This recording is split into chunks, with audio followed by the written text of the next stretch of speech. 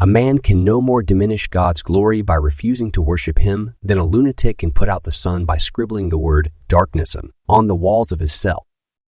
A man who is eating or lying with his wife or preparing to go to sleep in humility, thankfulness, and temperance is, by Christian standards, in an infinitely higher state than one who is listening to Bach or reading Plato in a state of pride. Affection is responsible for 9/10 of whatever solid and durable happiness there is in our lives. Aim at heaven and you will get earth thrown in. Aim at earth and you get neither. Always prefer the plain direct word to the long, vague one. Don't implement promises, but keep them. Eros will have naked bodies. Friendship, naked personalities. Failures, repeated failures, are finger posts on the road to achievement. One fails forward toward success. God cannot give us a happiness and peace apart from himself because it is not there. There is no such thing. I gave in and admitted that God was God.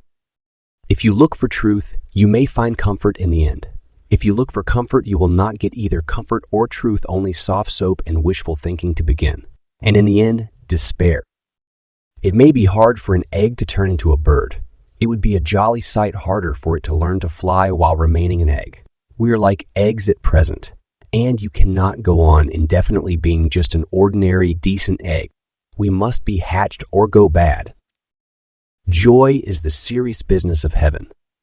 Let's pray that the human race never escapes from earth to spread its iniquity elsewhere. Literature adds to reality. It does not simply describe it. It enriches the necessary competencies that daily life requires and provides. And in this respect, it irrigates the desserts that our lives have already become. Look for yourself and you will find in the long run only hatred, loneliness, despair, rage, ruin, and decay. But look for Christ and you will find him, and with him everything else thrown in. Miracles are a retelling in small letters of the very same story, which is written across the whole world in letters too large for some of us to see.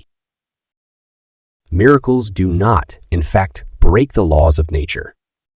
Of all tyrannies, a tyranny sincerely exercised for the good of its victims may be the most oppressive. Part of every misery is, so to speak, the misery's shadow or reflection. The fact that you don't merely suffer, but have to keep on thinking about the fact that you suffer. I not only live each endless day in grief, but live each day thinking about living each day in grief. Some people feel guilty about their anxieties and regard them as a defect of faith, but they are afflictions, not sins. Like all afflictions, they are, if we can so take them, our share in the passion of Christ. The real problem is not why some pious, humble, believing people suffer, but why some do not. The safest road to hell is the gradual one, the gentle slope, soft underfoot, without sudden turnings, without milestones, without signposts. The task of the modern educator is not to cut down jungles, but to irrigate deserts. There are two kinds of people: those who say to God, "Thy will be done," and those to whom God says, "All right then, have it your way." 30 was so strange for me. I've really had to come to terms with the fact that I am now a walking and talking adult. We must show our Christian colors if we are to be true to Jesus Christ. What I call myself now is hardly a person at all. It's mainly a meeting place for various natural forces, desires, and fears, etc., some of which come from my ancestors and some from my education, some perhaps from devils.